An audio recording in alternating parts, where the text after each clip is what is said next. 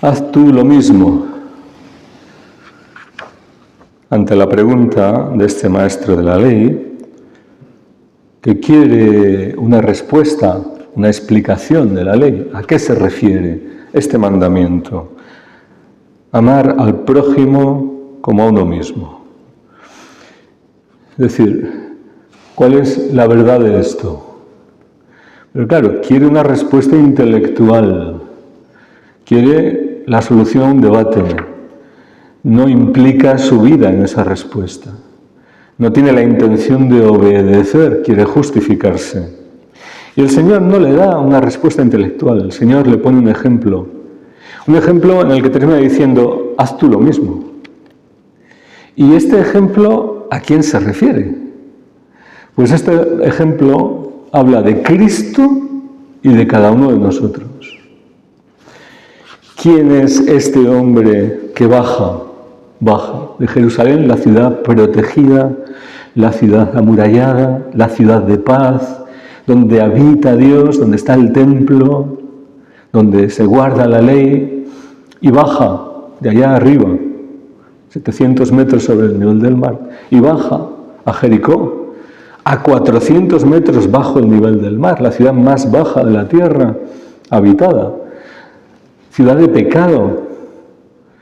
Va bajando, va perdiendo lo que tenía, la seguridad, la protección, la paz.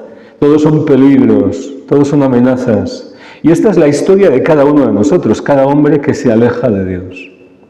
Cada hombre que por el pecado original y por nuestros pecados personales salimos del plan de Dios, salimos de habitar en su presencia y nos exponemos a 1000 peligros. Y además vamos decididos y amamos el mundo y caminamos fuera de los caminos de Dios, en la carne. Y esta es la historia de cada hombre que desconociendo la verdad, alejados de Dios, estamos a merced de los enemigos. Y aquí aparecen los enemigos, salteadores, ladrones, salteadores, asesinos. Esta es la obra del diablo, que viene a robarnos lo que Dios nos quiere dar, la vida que Dios nos da gratuitamente, todo don que viene de lo alto. Es la obra del diablo que no solo se conforma con robarnos, sino que quiere apalearnos, maltratarnos, torturarnos. Y es homicida, pretende acabar con nuestra vida. De hecho, conducirnos a la condenación, a la muerte eterna. Y esta es la situación de este hombre que bajaba de Jerusalén a Jericó y que encuentra esa desgracia por el camino. Pero no solo aparece este hombre aquí, en esta parábola. Aparece otro, un buen samaritano. De hecho, es el tercero que aparece, porque después de irse los bandidos y dejar a este hombre medio muerto, han pasado un sacerdote y un levita, pero han dado un rodeo, han pasado de largo. El Antiguo Testamento no era capaz de auxiliar, de salvar al hombre. La práctica ritual, según la cual el sacerdote para prestar el culto en el templo, el levita para auxiliar en el culto, no podían contaminarse con la sangre o tocar a un muerto, pues era algo que no podía salvar. Porque no se podían salvar a sí mismos, ¿cómo podrían salvar a los demás? Era una sombra que anunciaba la plenitud, la luz. Sí, tenían ya la ley, el amor a Dios sobre todas las cosas, al prójimo como uno mismo, pero ¿cómo podían vivir eso? Si no tenían en ellos la vida nueva, el amor de Dios, el Espíritu de Dios. Y llega otro, un samaritano. Para los judíos los samaritanos eran extranjeros, eran hombres despreciables, porque no eran fieles a la alianza, se habían mezclado con prácticas paganas, habían vuelto del cautiverio y ya no eran puros de raza judía, ni tampoco en su religión conservaban toda la ley y los profetas. Conservan lo que se llama el Pentateuco samaritano, que es gran parte de la Torá, de los primeros libros de la Biblia, pero no todo, y bueno, y un culto pues desviado de lo que los judíos consideraban la pureza ritual, Recordamos aquello del monte, aquel monte para prestar culto a Dios. Bien, los judíos los despreciaban, no se daban bien entre ellos. Era un extranjero, era un medio pagano. Y Cristo se asemeja al samaritano. Es decir, Él es el que viene de lejos, considerado enemigo, considerado extranjero, porque los pecadores nos habíamos constituido enemigos de Cristo, no porque Él sea nuestro enemigo. Y sin embargo, Él es el que viene a nuestro encuentro, aquel con el que los hombres no contábamos. Y de hecho, vino a los suyos y los suyos no lo recibieron. Y tantas veces viene a salvar a los hombres y los hombres prefieren continuar en su pecado, en su miseria, en su camino a la condenación y no recibir la ayuda de Cristo.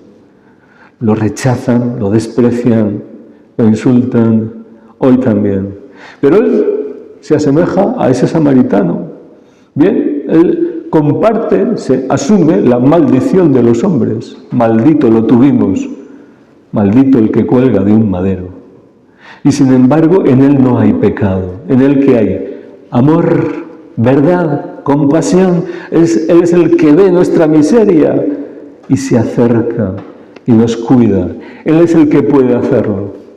Porque es el único que tiene el remedio y además lo quiere usar para salvarnos del pecado y de la muerte, para librarnos de nuestros enemigos, para conducirnos por caminos de vida. Y se acerca con compasión y lo atiende a este moribundo, usando de lo que él tenía, aceite y vino. El vino para desinfectar las heridas. Dice San Pablo a los Colosenses que Cristo es el primero en todo, que todas las cosas fueron creadas en Él y todo fue creado por Él y para Él. Luego es el primero en la creación y el que está dando el ser a todo. Él es Dios, pero que se hace también uno de los nuestros, porque se ha hecho criatura en la encarnación, creador y criatura a la vez, hijo de Dios e hijo del hombre. Él es el primero en la creación, pero para ser el primero en la redención, es decir, dice que en Él quiso Dios que residiera toda plenitud, por Él y para Él quiso reconciliar todas las cosas. Y ese vino representa su propia sangre que derramó en la cruz. ¿Para qué? Para reconciliarnos con el Padre, para poner ese antiséptico, para sanar nuestras heridas, purificarnos del pecado que nos desangraba, que nos robaba la vida, que nos conducía a la muerte. Y no solo eso, sino que perdonados, lavados con su sangre, purificados, restaurados. Ahora pone ese ungüento, ese bálsamo de su aceite. ¿Y qué es su aceite? Si la sangre, el vino, la sangre de Cristo representa el gran don del Padre, Jesucristo, nuestro Redentor, nuestro Salvador, el aceite representa el gran don del Padre y del Hijo, el Espíritu Santo. Ahora viene a sanar esas heridas, a completar la sanación, ¿cómo? Con el amor de Dios. Porque fuimos hechos por Él y para Él. Para el amor, Dios es amor. Y fuera del amor estamos muriendo. Y no solo nos perdona nuestros pecados, sino que nos da ahora de su amor. El amor de Dios ha sido derramado en nuestros corazones. ¿Por quién? Por Cristo. ¿Cómo? Por el Espíritu Santo que nos ha sido dado en abundancia. Él es el que da el Espíritu sin medida, para llenarnos de su amor y sanar esas heridas. Y ahora restaurarnos, fortalecernos. Este es el plan de Cristo. Esta es la obra de Cristo.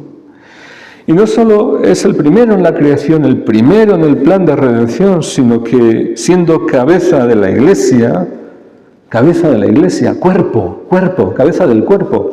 Ahora también es el primero en los cielos, el primogénito de entre los muertos, el resucitado, el que nos introduce en la vida nueva y eterna. Y por tanto el que nos llama a levantar la mirada y a esperar cielos nuevos y tierra nueva, donde habitará la justicia. Y viene a sacarnos del pozo donde estábamos, hundidos por el camino a Jericó, para llevarnos no a Jerusalén, sino a la Jerusalén celestial. Y para eso ha instaurado ahora su iglesia. Él es cabeza del cuerpo. Deja a este hombre en la posada. Esa posada representa a la iglesia, o las posadas representan a las comunidades cristianas, al cuerpo místico de Cristo, hecho carne, como en hermanos. ¿Y quiénes son estos hermanos? Otros apaleados por los caminos del mundo, otros rescatados por Cristo, que han sido ya sanados, y a los que Cristo ahora encarga, vete y haz tú lo mismo.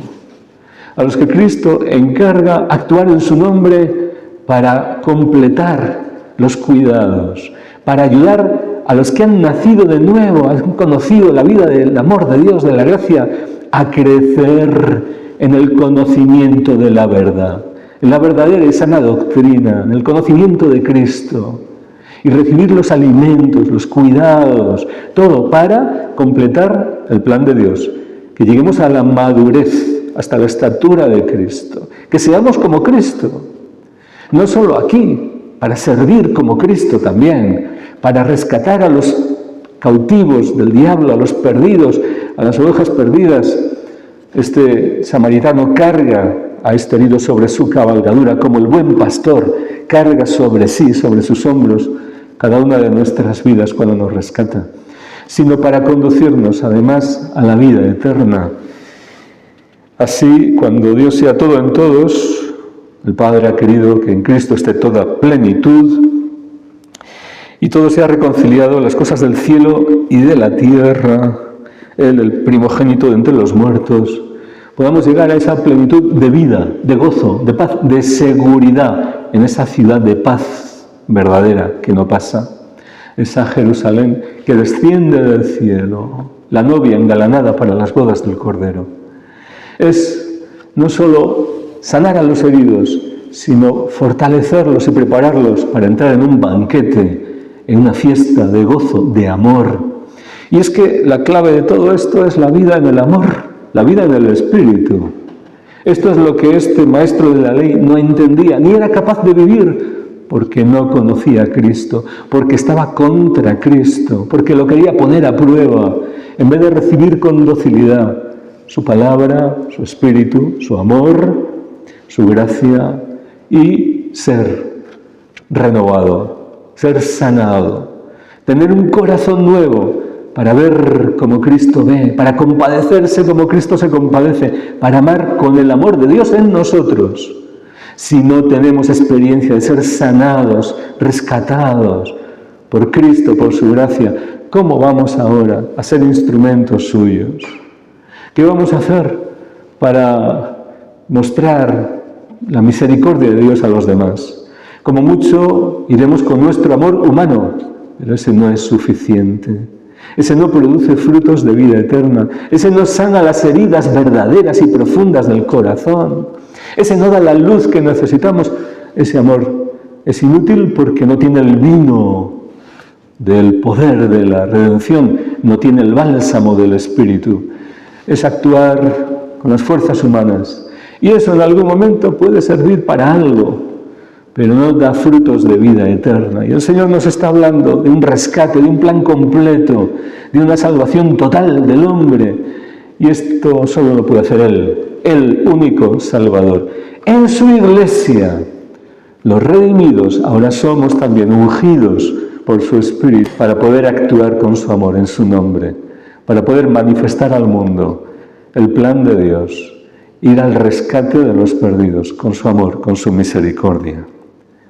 Porque Él tiene que reinar, porque Él tiene que ser conocido, porque Él es el primero en todo para que todo tenga en Cristo su consistencia. Lo que no está en Cristo va a perecer, se va a perder, y así el mundo se cae a cachos, se corrompe, herido, apaleado, buscando tantas veces soluciones donde no las hay, recorriendo caminos que parecen rectos y al final son caminos de muerte, pero hay un camino de vida.